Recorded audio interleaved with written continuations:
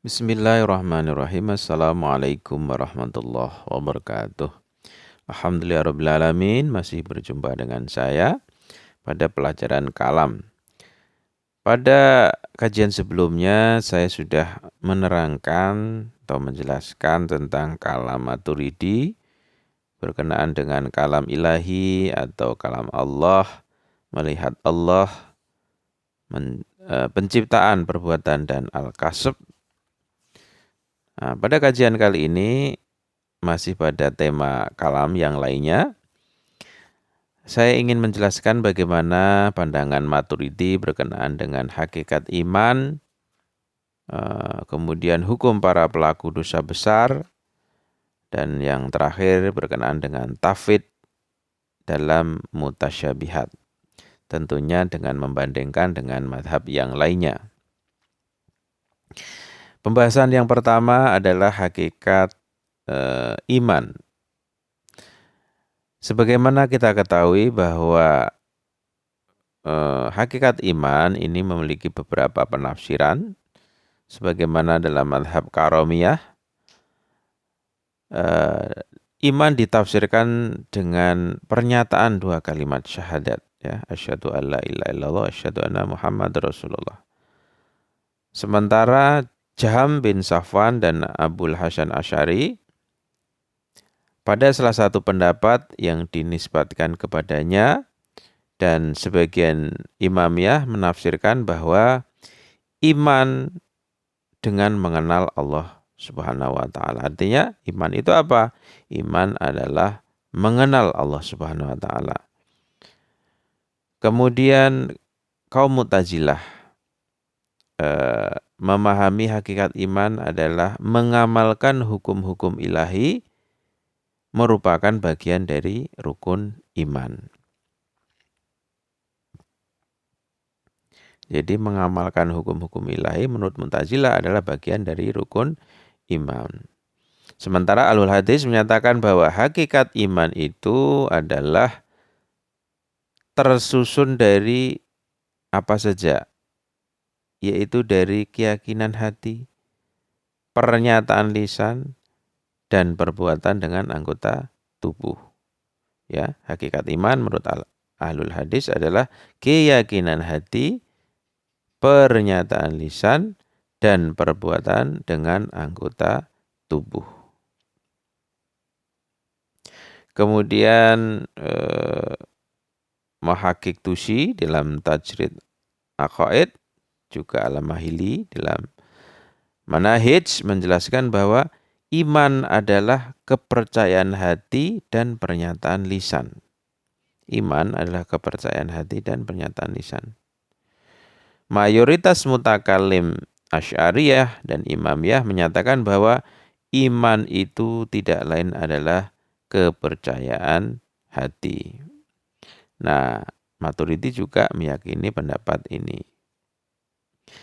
Hanya saja dalam menyatakan pendapatnya, Maturidi menggunakan dalil akli dan dalil nakli. Pertama-tama, Maturidi menyinggung perselisihan pendapat yang terjadi di kelompok Islam berkaitan dengan masalah ini. Sebagaimana dijelaskan bahwa orang yang melakukan dosa besar dianggap sebagai kafir dan musyrik. Ini adalah pendapat kaum Khawarij. Sementara Hasan Basri dan pengikutnya menganggap sebagai munafik. Jadi orang yang melakukan dosa besar menurut Hasan Basri dianggap sebagai munafik. Kemudian menurut pendapat Imamiyah, Murji'ah, dan Asy'ariyah dianggap sebagai beriman tetapi mereka fasik. Orang yang melakukan dosa besar menurut Imamiyah, Murji'ah, dan Asy'ariyah adalah orang-orang yang beriman tetapi mereka fasik. Tetap imannya tetapi fasik. Orang-orang yang tidak layak disebut beriman dan tidak pula layak disebut kafir. Nah, ini pendapat dari Mu'tazilah. Orang yang melakukan dosa besar bukan orang yang beriman, juga bukan orang kafir. Jadi tidak jelas, ini tidak afirmatif, ya, pendapat Mu'tazilah. Kemudian dari pendapat ini Maturidi mengkritik dan membantah akidah Khawarij dan Mu'tazilah, kemudian menggugurkan akidah mereka dengan dalil akal dan nakal. Kemudian menurutnya ya Maturidi menyatakan bahwa iman adalah pengakuan dan keyakinan hati dan mengamalkan hukum-hukum syariat, itu bukan termasuk dari rukun iman. Seorang yang berdosa yang tidak mengingkari hukum ilahi atau hukum Allah, tetapi terpengaruh oleh dorongan hawa nafsu dan terperdaya tipu setan, lalu melakukan perbuatan haram, ia tetap masih tergolong orang beriman. Dan hukum-hukum lahiriah iman tetap berlaku atasnya. Sementara dari sisi akhirat, jika ia tidak bertobat dan tidak memperoleh syafaat, maka ia akan disiksa. Tapi tidak disiksa selamanya, tidak abadan. Kemudian pendapat Maturidi yang lain berkenaan dengan tafwid dan mutasyabih. Berkaitan dengan metode ayat-ayat mutasyabih dalam Al-Quran, ya, ayat-ayat yang berkenaan dengan ayat yang samar, tidak jelas, Maturidi menggunakan metode tafwid, yakni apa? Meyakini pengertiannya tanpa memperhatikan petunjuk lahiriah. Sebagaimana metode musyabibah dan tanpa memberikan pandangan tentang maksud dan takwil ayat-ayat tersebut. Sebagaimana kaum Mu'tazilah. Misalnya berkaitan dengan Ar-Rahmanu 'alal 'arsy istawa dalam surat Toha, surat ke-20 ayat 5. Ar-Rahmanu, Tuhan yang Maha Pemurah, 'alal 'arsy istawa, yang bersemayam di atas arsy. Maturidi mengatakan Allah Subhanahu wa taala menyatakan tidak ada sesuatu pun yang serupa dengan Dia. Laisa kamitslihi syai'. Allah menolak segala bentuk penyerupaan dan penyamaan dengan zat dan Allah Subhanahu wa taala dalam perbuatan dan sifatnya adalah lebih tinggi dari penyerupaan dan penyamaan. Sekali lagi berkenaan dengan surat Toha, surat ke-20 ayat 5, Maturidi berpendapat Allah Subhanahu wa taala menyatakan tidak ada sesuatu pun yang serupa dengan Dia. Laisa kamitslihi syai'. Allah Subhanahu wa taala menolak segala bentuk penyerupaan dan penyamaan dengan zatnya, dan Allah Subhanahu wa taala dalam perbuatan dan sifatnya adalah lebih tinggi dari penyerupaan dan penyamaan. Oleh karena itu harus dipegang ya kandungan ayat, yaitu Tuhan yang Maha Pemurah yang bersemayam di atas arsy, Ar-Rahmanu 'alal 'arsy istawa, yang disebutkan dalam Al-Quran. Tetapi kita tidak menemukan takwil yang pasti, ya, kata Maturidi. Karena ada kemungkinan maksudnya adalah suatu yang lain. Dan prinsip tentang ayat mutasyabih ini juga berlaku pada masalah yang lain. Misalnya apa? Misalnya tentang melihat atau ru'yat, dan lain sebagainya. Artinya menolak penyerupaan Allah Subhanahu wa taala dengan ciri-ciri makhluk, dan kita beriman kepada yang diinginkan oleh Allah Subhanahu wa taala tanpa meneliti pada pengertian khususnya. Nah, dengan demikian pendapat Maturidi dan Asy'ari itu sama. Kenapa demikian? Karena Asy'ari mengatakan Allah Subhanahu wa taala memiliki wajah tanpa kaifiyah, kebagaimanaan. Enggak perlu ditanyakan bagaimana wajah Allah itu. Sebagaimana di dalam Al-Quran, ya, wa yabqa wajhu rabbaka dzul jalali wal ikram, dan tetaplah kekal wajah Tuhanmu, ya, yang menciptakan kebesaran dan kemuliaan. Dzul jalali wal ikram. Juga Allah Subhanahu wa taala memiliki tangan tanpa kaifiyah. Bagaimana tangan itu? Khalaqtu biyadayya, yang telah kuciptakan dengan kedua tangannya. Nah, maksud dari tanpa kaifah adalah kita tidak mengetahui ciri-ciri tangan dan wajah Allah Subhanahu wa taala. Kita tidak menisbatkan ciri-ciri wajah dan tangan manusia kepada Allah Subhanahu wa taala. Dalam hal ini kita juga tidak melakukan takwil. Dan ini adalah tafwid, penyerahan pengertian sejatinya kepada Allah Subhanahu wa taala. Meskipun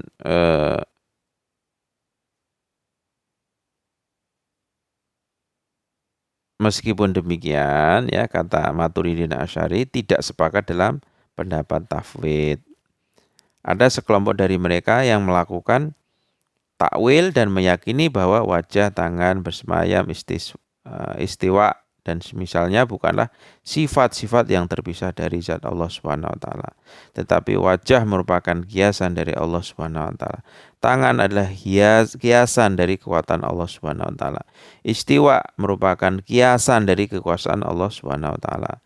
Sebagaimana Basdawi dalam Usuluddin menafsirkan kata ityan, datang, hal yang dzuruna illa ayyatiyahumullahu fi dhulalim minal ghamami wal malaikah wa qudiyal amru wa ilallah. Tiadalah yang mereka nanti-nantikan melainkan datangnya Allah dan malaikat pada hari kiamat dalam naungan awan, dan diputuskanlah perkaranya, dan hanya kepada Allah dikembalikan segala urusan. Nah, secara lahiriah ini menunjukkan murka ilahi ya, dengan kata istiwa ini. Tsumma stawa 'alal 'arsy. Kemudian bersemayam di atas arsy. Nah, dengan menguasai urusan dunia, dan metode ini juga digunakan untuk menafsirkan seluruh sifat khabariyah dan mutasyabihah. Jadi Asy'ari intinya sama dengan Maturidi, berkaitan dengan ayat mutasyabih bila kaifa, membayangkan tetapi tidak perlu bertanya tentang kebagaimanaannya. Kemudian pengarang Al-Muwaqif mengatakan bahwa mayoritas sahabat menafsirkan istiwa, bersemayam, dan isti'la dengan isti'la ya. Istiwa ditafsirkan dengan isti'la, menguasai. Syekh Asy'ari pada salah satu dari dua pendapat mengatakan bahwa itu adalah sifat terpisah dari zat Allah Subhanahu wa taala. Tetapi tidak ada dalil atas perkara ini, dan untuk menetapkannya tidak bisa bersandar pada makna lahiriah, karena kemungkinan tersebut kemungkinan isti'la adalah yang menghalangi. Selain itu, Syekh Asy'ari meyakini bahwa wajah merupakan sifat terpisah dari zat Allah Subhanahu wa taala. Tetapi dalam hal ini yang benar adalah bagaimana yang dijelaskan dalam masalah istiwa.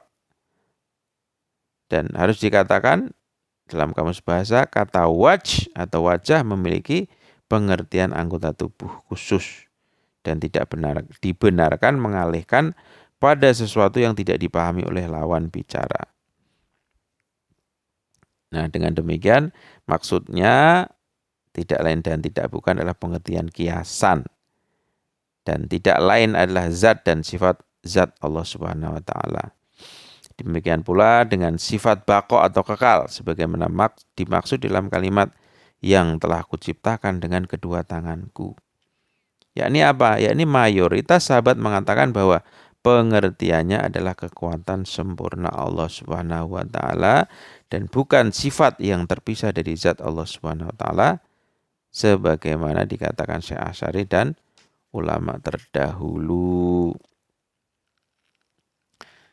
Demikian penjelasan saya berkaitan dengan tema kalam yang lain menurut Maturidi, yakni pertama hakikat iman, apa hakikat iman itu, kemudian bagaimana pandangan Maturidi berkenaan dengan hukum para pelaku dosa besar, kemudian bagaimana pandangan Maturidi berkenaan dengan tafwid dalam memahami ayat-ayat mutasyabihat di dalam Al-Quran.